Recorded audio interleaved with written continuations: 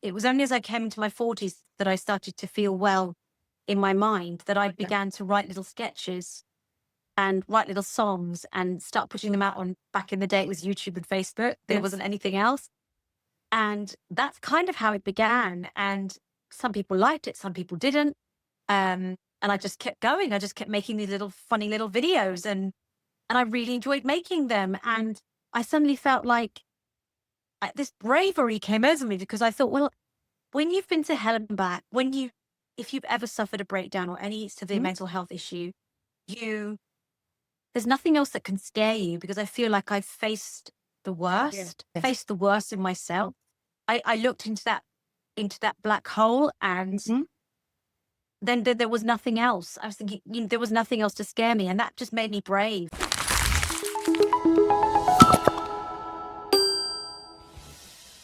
Welcome back to the Rocking Midlife Podcast, and I am beyond excited at having today's guest here. She is someone I have been admiring online for some time, and I would like to welcome Olga Thompson, all the way from the UK. Welcome, Olga. Hello from Britain. Hello from Britain. I would like to say hello from the motherland. Hello, I'm having a cup of tea.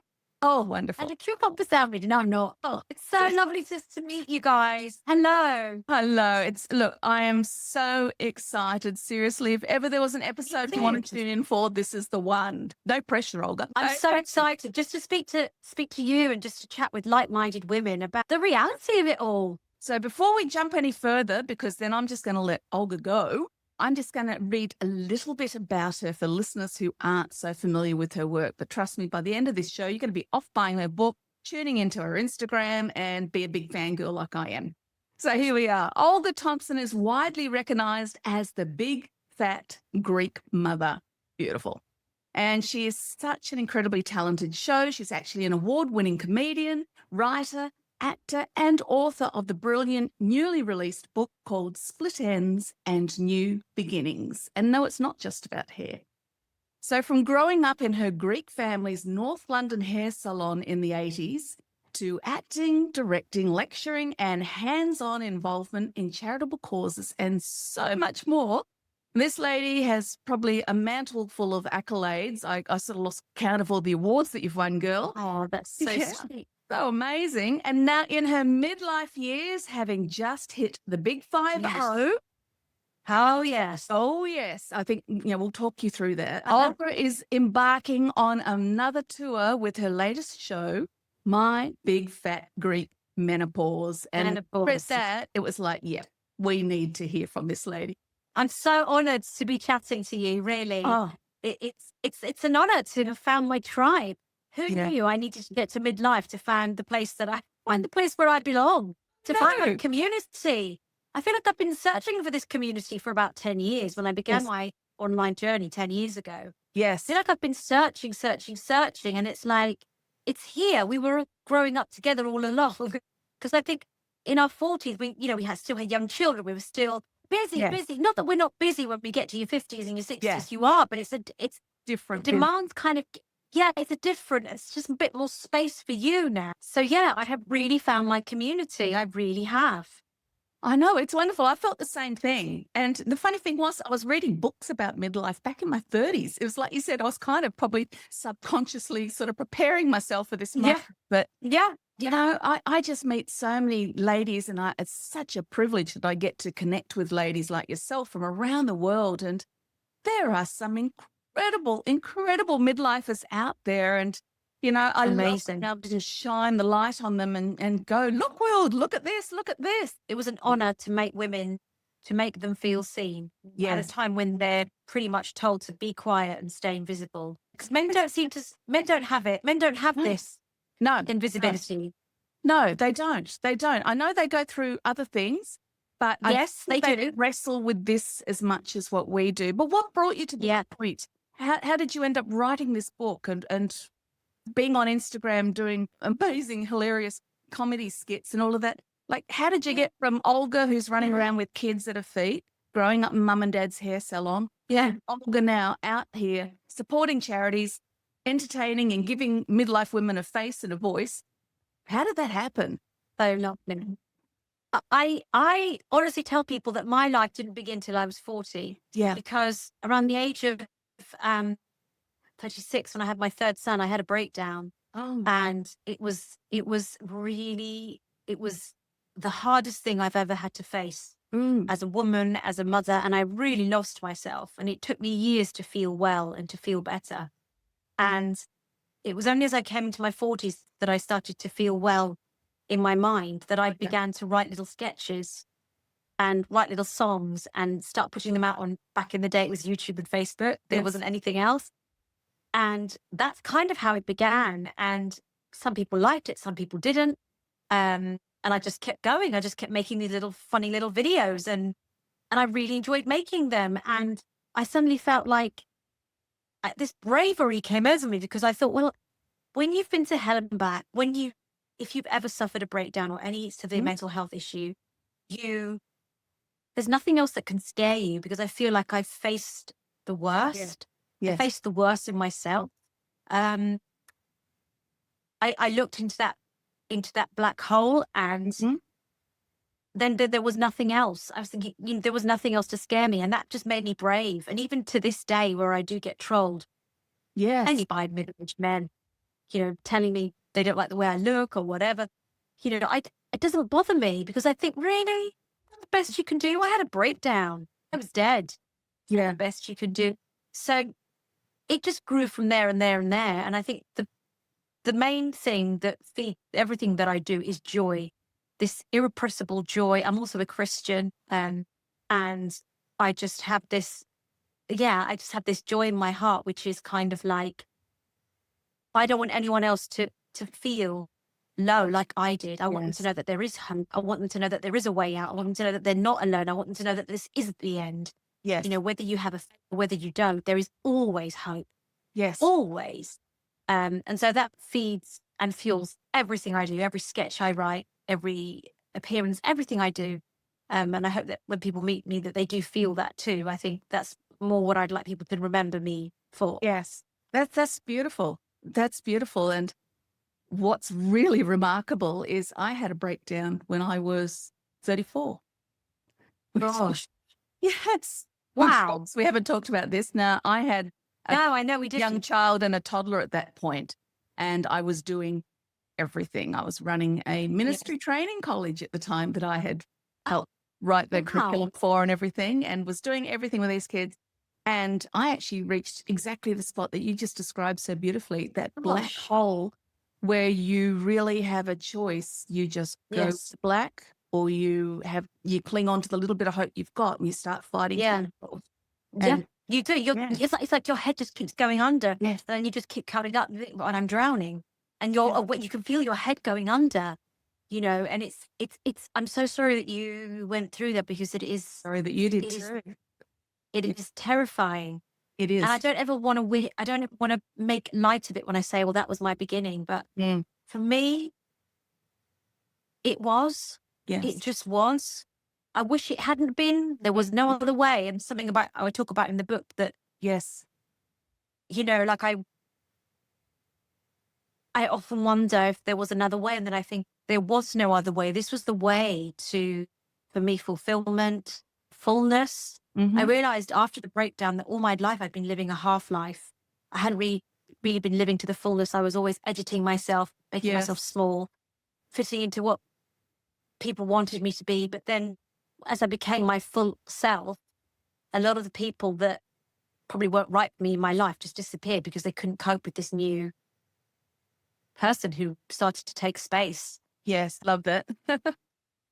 Yeah, and I think a lot of women do find that when you do start to become your own person, and it's sad that it does take us this long, but it does. For many of us, it does.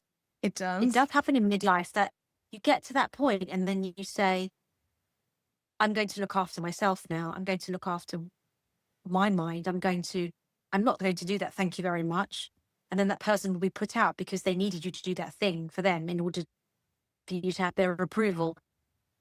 One of the revelations I had from my time when I went through that experience, which my husband is still devastated about when you talk to him, because he was the one who Yeah. saw the reality of how bad it was. Yeah. And Same. was I one lesson I learned was that I can't run at this pace ever again. I can't be No. this person who is giving to everybody and laying down their own self-care, their own worth, their own everything, Yeah. trying to please everybody else. And that was a huge lesson, because at the end of the day, I want to please people. I want them to like me. And like you Yeah. said, We all want to be liked. We all want to have approval. yes, having to stand and take up space, exactly like you said. It's interesting then, the people that didn't like the new person that I grew into. Yeah. They wanted that obliging Exactly. person. Yeah. Of course. And then you have to just walk away, because you can't be that person anymore that they Yeah. want you to be. You just can't. You don't fit into those shoes anymore. That suit doesn't fit. Even if you Yeah. wanted to, you couldn't. That's yeah, absolutely true. And I mean, you don't need to be a performer to have experienced the same thing. This can happen to you regardless of what your occupation is, isn't it? It's just Oh, always. I think, yeah. Always. Yeah. So what I loved about your book, which is absolutely fabulous, I'm still working my way through it, but I love how at the end of each chapter, you kind of like have the little lesson that goes with Yeah. storytelling. A that little you're tip. doing. Yeah. Can you tell us I love about that. the theme of what you're doing? And I love the concept of hair, how hair is Yeah. a connecting thing through the book. Tell us a bit about that. Well, I grew up in a hairdressing salon. My mother was a hairdresser, and I saw how she not only looked after people's hair, but she looked after people's souls. She would encourage them. She would bless them. She would feed them. She Wow. would sing to them. She would be Yeah. their counselor. And she was such a warm, generous, kind woman. And I saw the way that people's lives were transformed when they came in and out of that salon. And I saw that there was a community of women there who looked after each other, who shared their stories and shared songs from their homeland. Many of them were immigrants like ourselves.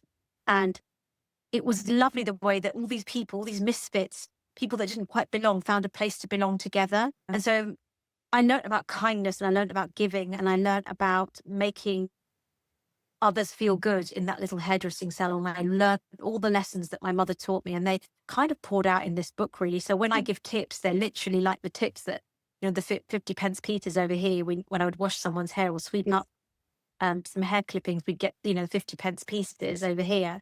And so I like to leave you with a little tip, double pun intended. But every chapter is based on something to do with the hair salon. So it's, highlights and lowlights, So split clever. ends. It's just to encourage you. And it's all through the imagery of a hair salon, but it's not just based in a hair salon. It's just using that kind of language, I suppose, that casing. But it's very much my own personal story, about how midlife is my beginning. It's my extension. It's my new time. It's my new space. It's my expanse of space. There's so much space here. There is. Who knew? I know. Who knew? Because up to now we've feared aging, haven't we? It's been Yeah. something that was so negatively looked on. And now so many of us, it's like, I know I've heard that phrase a few times. It's not your mama's midlife. It's a different season now where we do have options, where we still have vitality, where we can actually go do things. Absolutely. Yeah. There's no shame. There's no shame. If you need to go to the doctor to feel better, you can go to the doctor to feel better. There's no shame. And also, so many women are being open about the fact that they're starting perimenopause younger, that they're going through menopause earlier. There's less shame. There's still quite a long way to go, but there is less shame than what there used to be. There is. Now, I love your title, The Big Fat Greek Godmother. Is it Greek Mother? Sorry. Greek Mother. Yeah. Greek Mother. Yes. And I know the original movie well, My Big Fat Greek Wedding, which obviously you've I love that played off. movie. And I originally actually came from Australia, so there were a lot of Greeks around where I grew up. But even I love that. yeah, there's heaps. But even more so, I married an Italian. And he's like you. He's first generation born in Australia, but his parents were straight off the boat from Italy in the 50s. So he was raised Brilliant. incredibly traditionally, like Italy in 1950s, in this little time warp in the middle of Australia.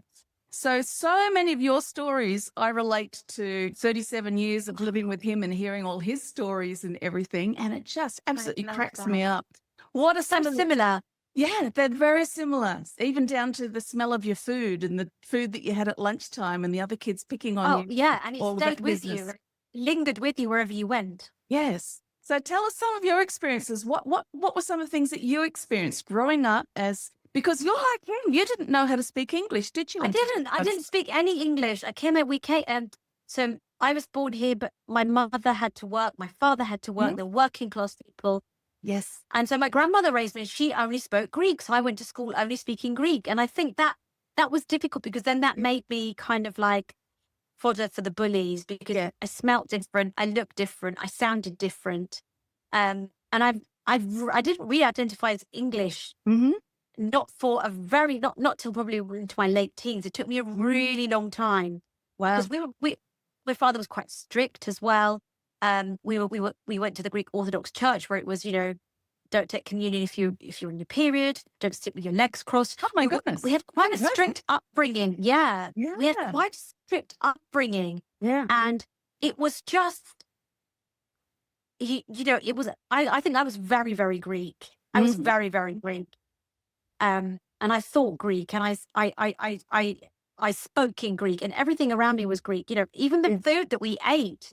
I remember coming down one morning, and my mum had something on the stove bubbling, and I could see this pig snout popping out of the top of the pan. And the old quality street tins in the 80s never had quality streets in them. They always had like congealed pig trotters in them. Oh no. It was just, and so then when we went to school, we'd have, meatballs in Yes. in a tin. It was just never, which were delicious, but I just never quite fit in. And I was made fun of because of my heritage, but now I embrace that and I love it. Yeah. But I called myself Big Fat Greek Mother because it was because of the film, to be honest. But Mhm. but also as a mother of three boys, I am a Wow. feeder.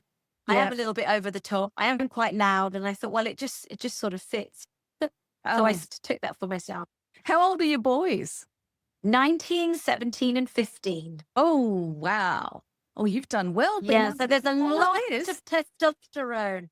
Yes. Lots of testosterone. Oh my goodness. And yeah, testosterone and a mother in menopause in the mix. I mean, it must be Right. hilarious. That's that's very, very hard, isn't it? Having older teenagers and having your mother go through that. Oh my goodness.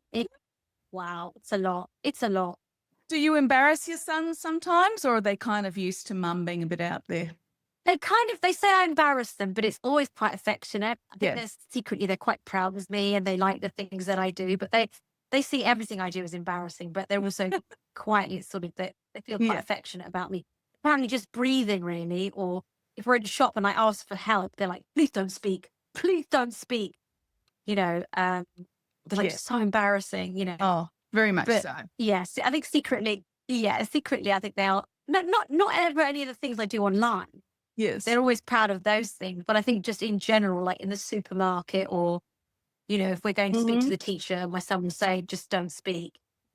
Don't ask questions at the end so we can leave. Well, they'll say, can dad come, not you? Oh, Ouch. Just, yeah, ouch. Okay. That's what I was Fine. going I to don't want to ask. go to him soon. Is your husband Greek as well, or have you married a through and through? No, he's an English boy. Right. So, yeah, so he's an English boy. So he's a bit more straight than I am, which is quite funny. So the boys are kind of watered down Greeks. I think if I had married another Greek like myself, I would have probably murdered him and buried him under the garden patio. Or I don't know. I just think the temperaments for me, I just would have been too much. I think it would have been the same with my There's a room for one Mediterranean personality and temperament, I think. I think my children would probably agree with that actually in our household. Yes.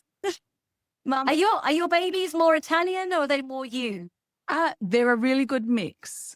Really good mix. Yeah. But coloring wise, they're more looking Italian. So they've got the hazel and the Oh, darker hair and everything. So yeah. But temperament gorgeous. wise, they're a mix. But I'm a nonna now too. So I've got a grandson, but he is as fair and Oh. they come. So yeah. It's Oh, very my cool. goodness. Oh, is it true what they say that you love your grandkids? Not more, but kind of more. Like in a different way. Yeah. A little bit, a little bit. I mean, my husband and I just adore him. And of course, he's got to go with Nunu everywhere. So Nunu's got him on the back of the quad bike, and Nunu's got him out feeding the chickens and in the veggie garden and all these things, which is really, really lovely seeing that Oh, generational thing going on. But, I love you know, that. Oh, that's yeah, so gorgeous. it is. It That's is wonderful. and then you can give them back at the end of the day, which is the best bit. Oh, even better. Yeah, it's great. It's really good. Okay. Look, there's just so much here. I know. I was just thinking, yeah, sorry. So many different things we could go down here, but I'd love to talk a little bit about your charitable work. Now, I love that Yes, you're involved absolutely. in these different charities, and most Yeah, of them, I from what I love it. understand, yeah, they link back to mental health. Is that right? Most of these charities? Yeah, absolutely. So I'm Yeah. an ambassador for Kidscape in the UK, which is a charity which seeks to protect all children from bullying in Yeah. schools. And I do a lot of work with them, and I absolutely, literally, it's the joy of my life. I Oh, love it because it's a way of, I just kind of look back on that kid that was bullied all those years ago and mhm. thinking, you're an ambassador now for those other children. You're standing Yeah. up for those other children, and it's just the greatest honor of my life.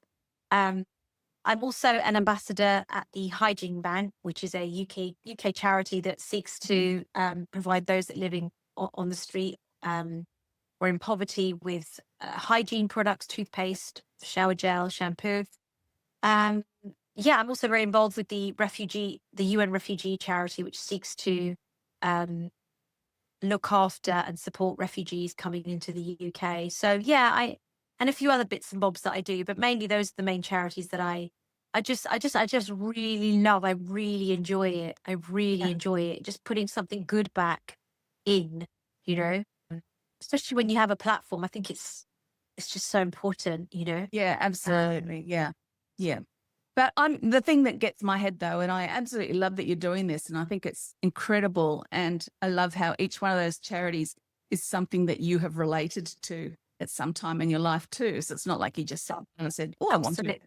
join a charity." You know, Yeah. No, connection. it's all evolved Yeah. naturally. Yeah. And I support a charity back home in North London as well, which works with disadvantaged children in the area that I grew up in. And Right. it's an honor for me. It really is. Whenever they ask me, I think, oh my gosh, that's an honor. Yes, thank you. Yeah. I just really enjoy. I really enjoy it. I find it really fulfilling Mm-hmm. in a way, unlike anything else that I do. Really, Yeah. just giving for the sake of giving, and you're not expecting anything, and It's not about performance. It's just about pure love, really. Yeah. Lovely. Um, Yeah. Yeah. yeah, So how do you fit it all in though? That's probably my big question. I'd say a lot of the people listening. So you got yeah. I boys in think their late teens, you got all your late comedy teen. work, you're writing books, but you're also giving back with these wonderful charities. How do you do it? How do you do it without Well, I don't. getting to that point of burnout again? Oh no, I will never let myself go to burnout again, because it's a bit like I'll pick up the thing that I need to pick up for that day, and the other things can wait. I Yeah. don't do all the things all the time. It sounds like there are lots of accolades, but I've done them at different points in my life, Yeah. and I'm really aware. I can see the warning signs. If we all still have those bad mental health days, and I know for myself that if I see those little warning signs that am I going near burnout, I'll just put myself in bed. A few years ago, we were talking about this before the podcast. I had Hashimoto's, which is a underactive thyroid, was diagnosed Mhm. after COVID, interestingly enough, where I got very, very ill, very, very ill, and developed this autoimmune condition where my hair fell out, my nails broke, on a lot of weight, and I Mhm. felt so uncomfortable. I didn't recognize myself anymore. I didn't recognize myself in the mirror, um, and they didn't know what had caused it, if it was generational, or whether it was stress, or whether it was COVID. I think it was my body going, stop, just stop. Yes. If Yeah. you're not going to stop, and it's sad, isn't it? But sometimes the body just goes, if you're not going to stop, then I'm going to make you stop. I'm going to Mhm. stop for you. And then I had to catch up with my body, and it's taken me about 3 years to feel well, from when I was diagnosed at, I think I was diagnosed at about 45, something like that. Mhm. It's taken me a long time to feel well, but I know the things that I have to do to feel well. And one of them is not taking on more than I can do. And if it doesn't feel right, then I'm not doing it, Yeah. Yeah. Oh, that's wisdom. because I have burnt out, and I've had to learn that. And I've had to kind of like surrender as well, Kat, and go, I can only do so much each day. I can't run the whole world. I can't determine how that project's going to go. I can only put it out there and wait and see, and for me, a lot of that is my faith and trusting that there's only so much I can do. The rest I surrender to my creator or whatever it is, people that are listening, whatever, if they have a faith or not have a faith, there has to be some way or some point where you go, I surrender this. Mm-hmm. I give this up. I've worked so hard on this, or, I do have so many conversations with women my age that say, I feel like I'm going around in circles. I don't know where I'm going. I don't know. This isn't happening. This project isn't working out. And I've tried this. And I'm like, just stop. Yes. Just stop and just wait. You might have to wait several weeks, but just stop. Mm-hmm. Sometimes you just have to stop and just listen to what your body and your mind is saying. And it's not comfortable getting off the hamster wheel. It's really uncomfortable. That's so true. It's so true. It doesn't feel normal. It doesn't feel normal. And can I just say, for a lot of women that do struggle with the hamster wheel, the main underlying issue, and I'm just going to say it, is shame. Shame keeps you moving. Mm-hmm. Shame keeps you busy. Shame keeps you from stopping and being still. We keep moving, so the shame, whatever that is, doesn't catch up with us. But shame is a massive, massive underlying issue for many women, I think. Fear of not being good enough, fear of having failed in some way, fear of not being a good enough mother, and I know for a fact that I struggled when my boys were little, and I had that breakdown. And for many years after that, I dealt with the shame of I'd let them down, had I scarred them. I hadn't, because the love that my husband and I have for each other and for our children kind of has covered all those cracks of motherhood, and will you make mistakes? Yes, you will. Will they be big ones? Yes, sometimes they will. But love and grace covers every situation. There's no shame that is bigger than love and grace. There just isn't. You don't need to stay on that hamster wheel. I love big that. words here. No, that is beautiful. I'm so glad that you shared that, because even though we've said how wonderful this midlife season is, you have opportunity, you have the chance to grow and try and do things, there is still, I find with women that I've talked to, there is still that shame that is, but I'm just nobody. Look at these women out here, all these fashion models looking amazing in their 50s and 60s, and I'm just nobody, or they're out there on stages, making people laugh, but I'm just nobody. I'm just ordinary. And so they just fill their time just doing busy work or what everyone else wants them to do, rather than Yeah. Do you know what I mean? Have you noticed that? I do. Oh, absolutely. I get that a lot, all the time in my DMs. Women saying, "I don't feel like that, but thank you for making me feel seen." And I'm like, "But I feel like you, just because I'm online and I have a platform, and I do have to put in, I have to really work hard to make myself look presentable, when sometimes I just really don't feel like it. Yeah. I want to lie in a bath with Kit Kats. I don't know if you've got Kit Kats over there. Oh, yes. Kit Kats. Yeah, I literally want to lie in a bath with Kit Kats and grow my beard, but I just get encouraged when other women say that they see themselves in me, because I then see myself in them. And the only reason you're looking at me and thinking that I'm not invisible is because I'm literally digitally present on your phone, but I still have those feelings of invisibility, even though I'm visibly present on your phone. I do feel lost. I do feel irrelevant. And I have to deal with those feelings every single day, as we all do, no matter how sorted we are. I have to speak to myself sometimes really kindly and gently and patiently, which is not easy, because we can do that for everyone else, but we don't always do it for ourselves. We're so hard on ourselves, aren't we? And I think we talked about this a little bit earlier too. I think giving yourself grace, like you said, that's one of my favorite words. In fact, what's really funny is if my kids were here in the room, they'd be rolling their eyes going, well, there she goes with the grace thing again. There she quoted. Yeah. But they think grace is an old-fashioned word now, but it's the most beautiful word. It is. It's so beautiful. But we often give it to everyone else and not ourselves. We don't allow ourselves to be beginners again. We don't allow ourselves to make mistakes. We hold ourselves to a lot higher standards sometimes. And that's where we can get stuck. And like you said, caught on that hamster wheel, just feeling ashamed about it. Always. And Yeah. yeah. So you got this dual thing, haven't you, happening at midlife? Yay, we've got time. And oh my gosh, I'm still wrestling with who I am and giving myself grace and allowing myself to do these things and be this person. So, Oh, absolutely. Yeah, the two things go together. And I think accepting that and holding them loosely really helps. Rather yes, thinking, rather than beating yourself up over one or the other, just holding them. I hold them both really loose. yes. And I know that I'm both of the things. I can't not be either of the things. I'm both of the things. Oh, that's wonderful. Now, I'm going to have to ask you a couple of really practical type questions for, Yeah. Do for people who have seen you doing your wonderful comedic skits. I mean, I just love it, everybody, seriously. Because of the timing between New Zealand and England, which is at the moment 11 hours difference. So basically, when I get up in the morning, Oh, when I check Instagram, you're there right at top. I'm there in the morning. Oh, I love So I get my morning checkup on what Olga's up to. And then I also Oh, check in I'm on my so daughter sorry. who's in LA. So once I've got those two, I'm good for the day. So it's like, okay, she's still alive. That's good. And there's Olga to make me laugh. And my day's off to a good start. Literally, somebody will say something. One of the boys will say something. I think that's really funny. I'm going to put that in a skit. Or Yeah. I'll get a text message saying money, question mark. You know, like burger, question mark. These are the texts I get from my sons. And I'm like, Yes. how can I make that into a sketch? Or I'm slathering my legs with HRT gel and I'm thinking, there's a really good sketch in here about basting a chicken. I'm sure there is.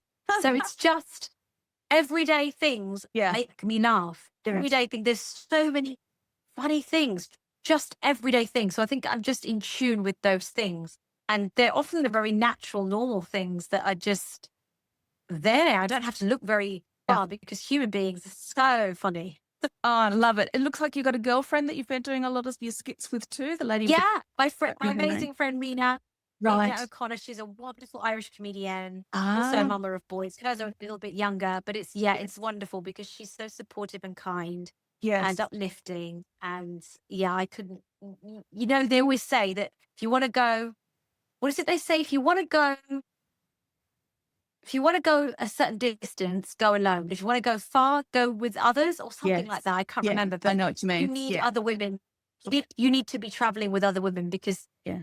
when you lift them, they lift you. And that's how you all get seen when you get seen together. There's room for everybody. There's room for all of us. Love that. Love that. Actually, is there a secret group of 50-year-old comedians floating around somewhere that we don't know about? No, and I wish there was. Well, there you go. There's a big space. There's your next project, girl. Put together your little. Yeah, that's what I'm thinking. Finding a little club, Yeah. a little comedy club, a little 50s group, just because these women, there is such a need for laughter, such a craving to laugh, just a release about getting older, which is as wonderful and traumatic as it is. We need to laugh. We do. need We to. do. Because let's face it, like I've said for years and years and years, midlife is a roller coaster. There's stuff that's going to It really happen that's is. hurtful. That's life. But if we can still choose to find joy, we can still choose to laugh, and we'll just, life just changes. Your outlook changes. You're more resilient. Always, Tough time. always, Makes a huge difference. always, But I've got to ask you the question. always. Because you do these one man, one woman shows, right? How did Yeah. you go doing your very first one, thinking, I'm going to do this, and actually getting on stage for that very first time? I mean, that must have been. Terrified. Yeah. Yeah, I was really terrified. And Yeah. I remember the first show was the story of the hairdressing salon that I took to the Edinburgh Fringe. And I was absolutely terrified, but I knew I had something that was really true and really good and Yeah. really uplifting. And I think when I know I have those things in the bag, everything else just falls into place. If I know it's true and it's good and I can't really put my finger on it. That outweighed the terror. Yeah. The terror is pretty bad sometimes, especially when I debuted my new show, Big Fat Greek Menopause. I was like, oh my gosh, no one's going to laugh. It's just going to be me. But they did laugh. And it wasn't just me. We actually had a woman in the audience faint from a hot flush during the show about menopause. she had a menopause attack. I mean, you couldn't make it up. Oh my You goodness. couldn't. That's incredible. And how many people thought she was a plant and part of the show and everything? Like, No, a lot of people thought that she died. They put calling an ambulance, and there was a doctor there, and they were like, "It's okay. She's having a hot flash. It's okay." It was very serious, but very funny as well. oh my goodness. Have you ever, this is another random one, you know, when you were talking about your bathtub full of Kit Kats, Vicar of Dibley Yeah. came to mind.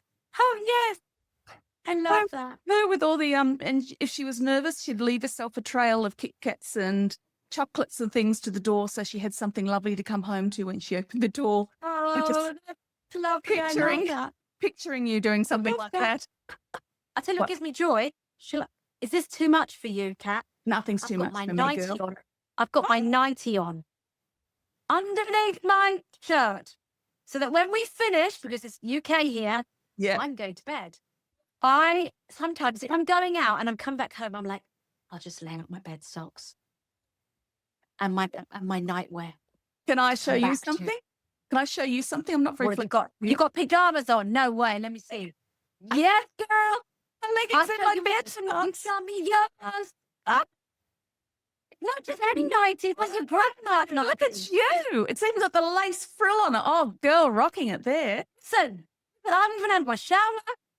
Everything is done. Oh my gosh. Now I've got my night socks on I'm because it was so freaking freezing cold because I came down here to my studio. I walked down in the dark at about Oh, 5 is it a.m. cold? Is it cold And now? it's cold. Yeah, it's getting close to winter. I love that. That is winter there. Brilliant. Yeah, it's getting chilly, very chilly, particularly at 5 in the morning when you're walking through the dark to go down to your studio. So the bed socks stayed on, the old leggings stayed on, and we just I we just love put the that. I shirt love and makeup on the top Love half. that we're on the same vibe.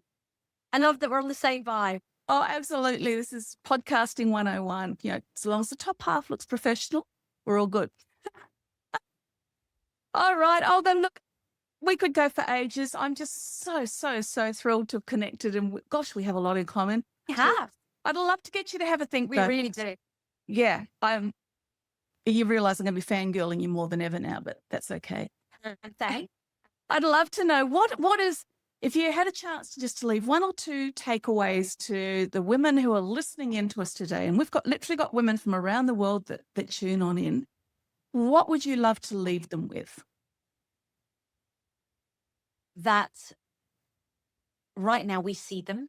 Mm-hmm. They're not invisible. They may feel invisible, but they're not invisible. And that it is not too late. Whatever it is. In fact, it's not only not too late, it's actually on time. You're on time.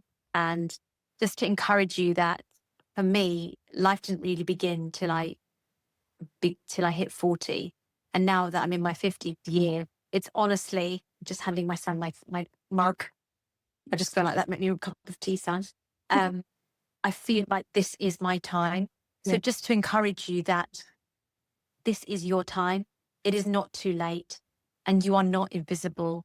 And if you're feeling any hurt or discomfort right now, when you're listening in, sometimes we're in such a hurry to kind of like push that hurt and that pain away and be busy. But I would just encourage you to just take some time, maybe sit with a little cup of tea, sit somewhere quiet, put your phone away and just sit with that discomfort. And then as you do, you'll find the next little piece to your puzzle. You know, the next little piece to your puzzle isn't in the doing, it's in the sitting and in the being. And I know that, I mean, I'm not a self-help person, but I just know that that's always worked for me whenever I felt stuck.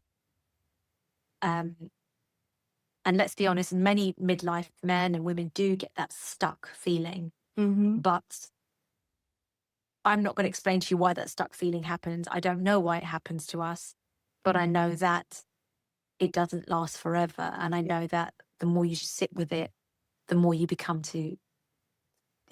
unstuck, and that gloom starts to give. So, Beautiful. your time is now. Your time is now. Believe me, your time is now. Oh, thank you so much. That is absolutely beautiful. And goosebumps. Absolutely beautiful, Olga. And I know that there'll be someone who just needed to hear that today. So That's so encouraging. And thank you for giving me the opportunity to share that as well. no, I really appreciate it. So everybody listening in, as you can hear, this lady is absolutely amazing. And I encourage you, go check out her website, olgathompson.com. I encourage you to jump over to Amazon, grab her book, Split Ends and New Beginnings. Like I said, I'm partway through it, and it is just a wonderful, heartfelt read. And I know that it will really bless you. So please make sure you get over there on Instagram too. Follow her. Let's all fangirl together and just enjoy laughing together at life, at the Yeah, I'd comedy love things you that to we come and have. say hello. If Yes. you have come over from the podcast, do drop me a note on DM. Then I'd love to say hello. And I'm going to come over to New Zealand. Hello. Oh, okay. Well, you're giving me head notice on that so we can plan some things. Well, I don't know when. I'm just saying it's going to happen. Oh, mate, that would be fabulous. Well, Olga, thank you again. I've loved it. I feel like I've been out on a night out with the girls. Oh, it's my cool, girls. hey? I mean, I've got my water. I love it. And I'm only in my pajamas. Well, and hello, you've got the top half going, I got the bottom half going, so it's all good. It's so funny. I love it. I love that we're dressed like this. It's brilliant. Yes, it is. All right, everybody, if you haven't yet, please make sure to subscribe, to follow, to like, to go check out Olga, do the same for her, and we'll see you on the next episode of the Rocking Midlife Podcast.